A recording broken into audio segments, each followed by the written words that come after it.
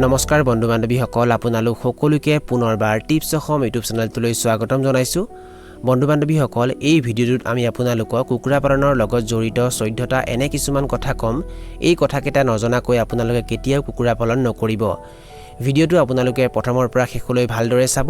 আৰু যদি আপোনালোকে এই ভিডিঅ'টো ফেচবুকত চাই আছে তেনেহলে আমাৰ পেজটো লাইক কৰি দিব আৰু যদি ইউটিউবত চাই আছে তেনেহলে এতিয়া আমাৰ এই টিপছ অসম ইউটিউব চেনেলটো সাবস্ক্ৰাইব কৰি ওচৰতে থকা বেল ঘণ্টিটো বজাই দিব কুকুৰা পালন আৰম্ভ কৰাৰ পূৰ্বে আপোনালোকে জানিবলগীয়া প্ৰথম কথাটো হৈছে কুকুৰাৰ বজাৰখনৰ বিষয়ে আপোনালোকৰ ফালে কুকুৰাৰ বজাৰখন কেনেকুৱা সেই বিষয়ে জনাটো অত্যন্ত প্ৰয়োজন আপোনালোকৰ ফালে ব্ৰইলাৰৰ মাংসৰ চাহিদা বেছি নে লোকেল কুকুৰাৰ মাংসৰ চাহিদা বেছি সেই বিষয়ে আপোনালোকে প্ৰথমতে জানি ল'ব চাওক বন্ধু বান্ধৱীসকল যদি আপোনালোকে কুকুৰাৰ বজাৰখনৰ বিষয়ে নজনাকৈ কুকুৰা পালন আৰম্ভ কৰে আৰু যেতিয়া সময়মতে কুকুৰাখিনি বিক্ৰী কৰিব নোৱাৰে তেতিয়া আপোনালোকৰ লাভৰ ঠাইত লোকচান হ'ব পাৰে আপোনালোকৰ ফালে কুকুৰাৰ মাংসৰ চাহিদা বেছি নে কণীৰ চাহিদা বেছি সেইটো ভালকৈ চাই ল'ব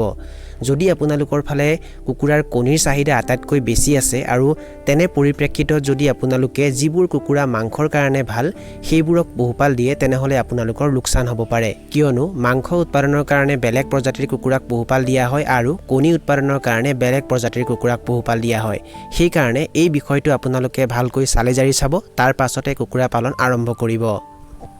আৰু যেতিয়া আপোনালোকে কুকুৰাৰ বজাৰখনৰ বিষয়ে ভালকৈ জানি ল'ব আপোনালোকৰ ফালে কোনটো কুকুৰাৰ চাহিদা আটাইতকৈ বেছি সেইটো জানি ল'ব তেতিয়া আপোনালোকে দ্বিতীয়টো কাম এইটো কৰিব লাগিব যে কুকুৰাৰ কাৰণে এখন গড়ালৰ নিৰ্মাণ কৰিব লাগিব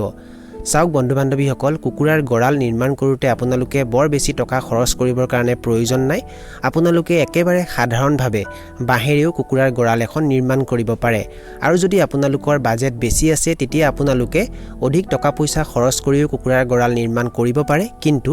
যদি আপোনালোকৰ টকা পইচা কম আছে তেতিয়া আপোনালোকে একেবাৰে কম খৰচতো একেবাৰে সাধাৰণভাৱে কুকুৰাৰ কাৰণে এখন গড়ালৰো নিৰ্মাণ কৰিব পাৰে আৰু কুকুৰাৰ গড়াল এখন নিৰ্মাণ কৰোঁতে কোনকেইটা বিষয়ত অধিক গুৰুত্ব দিব লাগে নাইবা এখন ভাল কুকুৰাৰ গড়াল কেনেকৈ নিৰ্মাণ কৰা হয় সেই বিষয়ে যদি আপোনালোকে জানিব বিচাৰিছে তেনেহলে সেই বিষয়ে আমি আমাৰ টিপছ অসম ইউটিউব চেনেলটো এটা ভিডিঅ' আপলোড কৰি থৈছো আৰু তাৰ লিংক আমি ডেসক্ৰিপচন বক্সত দি থৈছো এই ভিডিঅ'টো শেষ হোৱাৰ পাছত সেই লিংকটো ক্লিক কৰি আপোনালোকে ভিডিঅ'টো চাব পাৰে যেতিয়া কুকুৰাৰ গড়ালটো সম্পূৰ্ণৰূপে নিৰ্মাণ হৈ যাব বা যদি পুৰণি গড়াল আছে তেনেহলে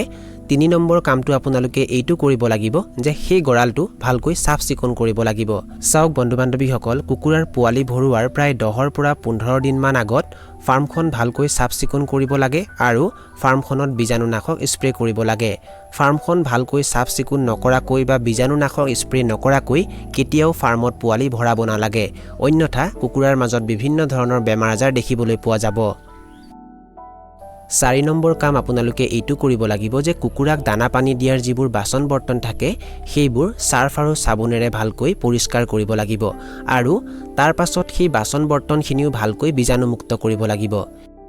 আৰু যি সকল লোকে এইটো নাজানে যে কুকুৰাক দানা পানী দিয়াৰ বাচন বৰ্তন কেনেকৈ বীজাণুমুক্ত কৰা হয় তেওঁলোকক আমি জনাই দিব বিচাৰিছো পোনপ্ৰথমে কুকুৰাক দানা পানী দিয়া বাচন বৰ্তনখিনি সাৰ্ফ নাইবা সাবুনেৰে ভালকৈ পৰিষ্কাৰ কৰি ল'ব লাগে আৰু তাৰ পাছত যিকোনো ধৰণৰ এবিধ বীজাণুনাশক পানীত মিলাই ল'ব লাগে চাওক বিভিন্ন ধৰণৰ বীজাণুনাশক পোৱা যায় যেনে খৰচলিন B904 ইত্যাদি আৰু ইয়াৰে এবিধ বীজাণুনাশক আপোনালোকে পানীত মিলাই ল'ব আৰু তাৰ পাছত সেই পানীখিনিৰে বাচন বৰ্তনখিনি ভালকৈ ধুই ল'ব আৰু বাচন বৰ্তনখিনি ধুই হোৱাৰ পাছত সেই বাচন বৰ্তনখিনি ৰ'দত ভালকৈ শুকুৱাই থব আৰু যেতিয়া বাচন বৰ্তনবোৰ ভালকৈ ৰ'দত শুকাব তাৰ পাছতহে সেই বাচন বৰ্তনবোৰত কুকুৰাবোৰক দানা পানী দিব এইখিনি কাম সম্পূৰ্ণ হৈ যোৱাৰ পাছত 5 নম্বৰ কাম আপোনালোকে এইটো কৰিব লাগিব কুকুৰাৰ পোৱালিবোৰৰ বাবে ব্ৰুডাৰ ঘৰ নিৰ্মাণ কৰিব লাগিব চাওক যি সকল লোকে ব্ৰুডাৰ ঘৰৰ বিষয়ে নাজানে তেওঁলোকক আমি জনাই দিব বিচাৰিছো য'ত কুকুৰাৰ পোৱালিবোৰক ব্ৰুডিং কৰা হয় তাক ব্ৰুডাৰ ঘৰ বুলি কোৱা হয় আৰু কুকুৰাৰ পোৱালিবোৰক ব্ৰুডিং কৰিবৰ কাৰণে আপোনালোকে বিভিন্ন ধৰণৰ ব্ৰুডাৰ ব্যৱহাৰ কৰিব পাৰে যেনে ইলেক্ট্ৰিক ব্ৰুডাৰৰ ব্যৱহাৰ কৰিব পাৰে গেছ ব্ৰুডাৰৰ ব্যৱহাৰ কৰিব পাৰে আৰু যদি আপোনালোকে এইবোৰৰ ব্যৱস্থা কৰিব নোৱাৰে তেতিয়া আপোনালোকে ৰঙা বাল্ব ব্যৱহাৰ কৰি কুকুৰাৰ পোৱালিবোৰক ব্ৰুডিং কৰিব পাৰে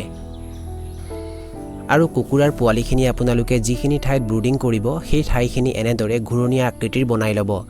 ভিডিঅ'টোত আপোনালোকে যি প্লেইন শীট দেখা পাইছে ইয়াৰ পৰিৱৰ্তে আপোনালোকে ডাঠ কাগজো ব্যৱহাৰ কৰিব পাৰে কিন্তু বন্ধু বান্ধৱীসকল যদি আপোনালোকে ঠাণ্ডা দিনত কুকুৰাৰ পোৱালি ব্ৰুডিং কৰে তেনেহলে আমি আপোনালোকক এইটোৱে পৰামৰ্শ দিম যে আপোনালোকে ঠাণ্ডা দিনত এনেদৰে প্লেইন শীট ব্যৱহাৰ কৰিব পাৰে ঠাণ্ডা দিনকেইটাত যদি আপোনালোকে কুকুৰাৰ পোৱালিবোৰক প্লেইন শীট ব্যৱহাৰ কৰি ব্ৰুডিং কৰে তেনেহলে আপোনালোকে ভাল ফলাফল পাব এইখিনি কাম হৈ যোৱাৰ পাছত 6 নম্বৰ কাম আপোনালোকে এইটো কৰিব লাগিব যে আপোনালোকে যিটো প্ৰজাতিৰ কুকুৰা পোহপাল দিম বুলি ঠিৰাং কৰিছে সেই প্ৰজাতিৰ কুকুৰাৰ পোৱালি এটা ভাল হেচাৰিত অৰ্ডাৰ দিব লাগিব চাওক বন্ধু বান্ধৱীসকল আপোনালোকে জোৰটোৰ পৰা কুকুৰাৰ পোৱালি ক্ৰয় নকৰিব আপোনালোকে নিজৰ বিশ্বাসী নতুবা চিনাকি হেচাৰিৰ পৰাহে কুকুৰাৰ পোৱালি ক্ৰয় কৰিব অন্যথা আপোনালোকে ঠগ প্ৰবঞ্চনাৰ বলি হ'ব পাৰে 7 নম্বৰ কাম আপোনালোকে এইটো কৰিব লাগিব কুকুৰাৰ পোৱালিখিনি ফাৰ্মত ভৰুৱাৰ এদিন আগত ব্ৰুডিং ঘৰটোৰ মজিয়াত ধানৰ ভুচি পাৰি দিব লাগিব চাওক বন্ধু বান্ধৱীসকল ব্ৰুডিং ঘৰটোৰ মজিয়াত যেতিয়া আপোনালোকে ধানৰ ভুচিখিনি পাৰি দিব তেতিয়া সেই ভুচিখিনিৰ ওপৰতো বীজাণুনাশক স্প্ৰে কৰি দিব চাওক বন্ধু বান্ধৱীসকল ধানৰ ভুচিখিনিৰ ওপৰত বীজাণুনাশক স্প্ৰে কৰিবলৈ এই কাৰণে কোৱা হৈছে কিয়নো আপোনালোকে জোৰ পৰা ধানৰ ভুচিখিনি আনিব তাৰ পৰাও বিভিন্ন ধৰণৰ বীজাণু আহিব পাৰে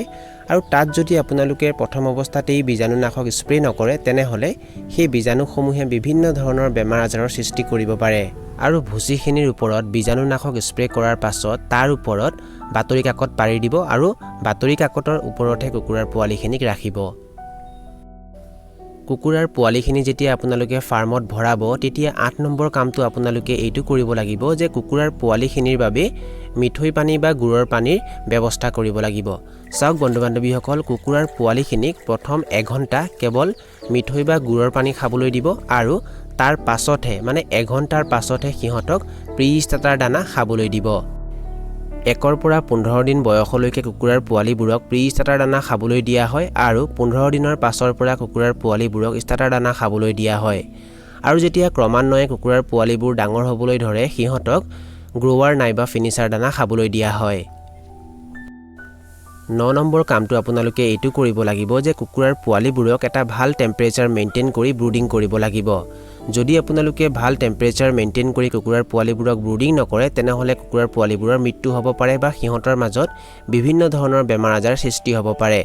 প্ৰথম সপ্তাহত কুকুৰাৰ পোৱালিবোৰক 36 ডিগ্ৰী সেলচিয়াছত ব্ৰুডিং কৰা হয় আৰু দ্বিতীয় সপ্তাহত 35 ডিগ্ৰী সেলচিয়াছত ব্ৰুডিং কৰা হয় গৰমৰ দিনকেইটাত কুকুৰাৰ পোৱালিবোৰক 7 পৰা 8 দিন পৰ্যন্ত ব্ৰুডিং কৰা হয় আৰু ঠাণ্ডা দিনকেইটাত কুকুৰাৰ পোৱালিবোৰক 15 পৰা 20 দিন পৰ্যন্ত ব্ৰুডিং কৰা হয় 10 নম্বৰ কামটো আপোনালোকে এইটো কৰিব লাগিব যে কুকুৰাবোৰক যিখিনি ভ্যাকচিন দিয়া হয় সেই আটাইবোৰ ভ্যাকচিন সিহঁতক সঠিক সময়ত সঠিক পদ্ধতিত দিব লাগিব 5 পৰা 7 দিন বয়সত কুকুৰাৰ পোৱালিবোৰক F1 ভ্যাকচিন দিয়া হয় আৰু F1 ভ্যাকচিনক ৰাণীকেট ভ্যাকচিন বুলি কোৱা হয় আৰু এই ৰাণীকেট ভ্যাকচিন কুকুৰাৰ পোৱালিবোৰৰ এটা চকুত এটোপাল দিয়া হয় 12 পৰা 14 দিন বয়সত কুকুৰাৰ পোৱালিবোৰক আইবিডি ভ্যাকচিন দিয়া হয় আইবিডি ভ্যাকচিনটো কুকুৰাৰ পোৱালিবোৰৰ এটা চকুত এটোপাল দিয়া হয় যদি চকুত দিবৰ কাৰণে আপোনালোকৰ অসুবিধা হয় তেনেহলে এই ভ্যাকচিনটো পানীত মিহলাইও দিব পাৰে কিন্তু পানীত মিহলাই দিয়াতকৈ চকুত দিলে বেছি ভাল হয় 21 দিন বয়সত কুকুৰাৰ পোৱালিবোৰক ৰাণীকেট ভ্যাকচিনৰ যেটো বুষ্টাৰ ড'জ হয় সেইটো দিয়া হয় আৰু 28 দিন বয়সত কুকুৰাৰ পোৱালিবোৰক আইবিডি ভ্যাকচিনৰ যেটো বুষ্টাৰ ড'জ হয় সেইটো দিয়া হয় চাওক বন্ধু বান্ধৱীসকল এই ভ্যাকচিনসমূহৰ বিষয়ে এই ভিডিঅ'টোত আমি আপোনালোকক আৰু বিতংভাৱে একো নজনাও কিয়নো এদিন বয়সৰ পৰা কুকুৰাবোৰক বিক্ৰী কৰা পৰ্যন্ত কি ভ্যাকচিন দিব লাগে আৰু কেনেদৰে দিব লাগে সেই বিষয়ে আমি এটা ভিডিঅ' আপলোড কৰি থৈছো আৰু তাৰ লিংক আমি ডেসক্ৰিপচন বক্সত দি থৈছো এই ভিডিঅ'টো শেষ হোৱাৰ পাছত সেই লিংকটো ক্লিক কৰি আপোনালোকে ভিডিঅ'টো চাব পাৰে 11 নম্বৰ কামটো আপোনালোকে এইটো কৰিব লাগিব যে কুকুৰাৰ গৰালটো প্ৰতিদিনেই সাফ চিকুণ কৰিব লাগিব এনেকুৱা নহয় যে আপোনালোকে এমাহৰ পাছত বা দুমাহৰ পাছতহে কুকুৰাৰ গৰালটো সাফ চিকুণ কৰিব চাওক বন্ধু বান্ধৱীসকল যদি আপোনালোকে এনেকুৱা কৰে বা কুকুৰাৰ গৰালটো লেতেৰা কৰি ৰাখে তেনেহলে কুকুৰাবোৰৰ মাজত বিভিন্ন ধৰণৰ বেমাৰ আজাৰে দেখা দিব পাৰে সেই কাৰণে আপোনালোকে চেষ্টা কৰিব নিয়মিতভাৱে কুকুৰাৰ গৰালটো সাফ চিকুণ কৰিবৰ বাবে আৰু কুকুৰাৰ গৰালটোৰ মজিয়া সদায় শুকান ৰাখিব যদি কুকুৰাৰ গৰালটোৰ মজিয়া জেকি থাকে তেতিয়া তাৰ পৰা এমোনিয়াৰ সৃষ্টি হয় আৰু এমোনিয়াৰ বাবে কুকুৰাবোৰৰ মাজত বিভিন্ন ধৰণৰ বেমাৰ আজাৰে দেখা দিয়ে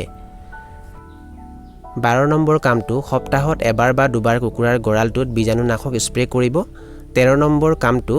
যিবোৰ বাচন বৰ্তনত কুকুৰাবোৰক দানা পানী দিয়ে সেই বাচন বৰ্তনখিনি সদায় চাফ চিকুণ কৰি ৰাখিব আৰু চেষ্টা কৰিব সপ্তাহত এবাৰ বা দুবাৰ সেই বাচন বৰ্তনখিনি বীজাণুনাশকেৰে ভালদৰে ধুই বীজাণুমুক্ত কৰিবৰ বাবে আৰু শেষৰটো অৰ্থাৎ 14 নম্বৰ কামটো আপোনালোকে এইটো কৰিব লাগিব যে যদি আপোনালোকে ঠাণ্ডা দিনত কুকুৰা পোহপাল দিয়ে তেতিয়া কুকুৰাৰ গড়ালটোত এনেদৰে তিৰপাল ব্যৱহাৰ কৰিব সন্ধিয়া হোৱাৰ লগে লগে এনেদৰে তিৰপালখন তলত নমাই দিব তেতিয়া বাহিৰৰ ঠাণ্ডা বতাহ ভিতৰলৈ সোমাব নোৱাৰিব আৰু দিনৰ 10টা মান বজাত তিৰপালখন ওপৰলৈ উঠাই দিব তেতিয়া ফাৰ্মখনত যিখিনি গেছ জমা হয় সেইখিনি বাহিৰলৈ ওলাই আহিব বন্ধু বান্ধৱীসকল এইখিনি আছিল কিছু তথ্য আমি আপোনালোকক জনালো আৰু যদি আপোনালোকে ভিডিওটো চাই ভাল পালে আৰু ভিডিওটোৰ জৰিয়তে কিবা এটা শিকিব পাৰিছো বুলি ভাবে তেনেহলে অনুগ্ৰহ কৰি ভিডিওটো লাইক কৰি দিব আৰু যিমান পাৰে ভিডিওটো নিজৰ বন্ধুবৰ্গৰ মাজত আৰু পৰিয়ালবৰ্গৰ মাজত শ্বেয়াৰ কৰি দিব আৰু যদি আপোনালোকে এই ভিডিওটো ফেসবুকত চাই আছে তেনেহলে আমাৰ পেজটো লাইক কৰি দিব আৰু যদি ইউটিউবত চাই আছে তেনেহলে এতিয়া আমাৰ এই টিপছ অসম ইউটিউব চেনেলটো সাবস্ক্ৰাইব কৰি ওচৰতে থকা বেল ঘণ্টিটো বজাই দিব এই ভিডিওটো ইমানতে সামৰি মাৰিছো ধন্যবাদ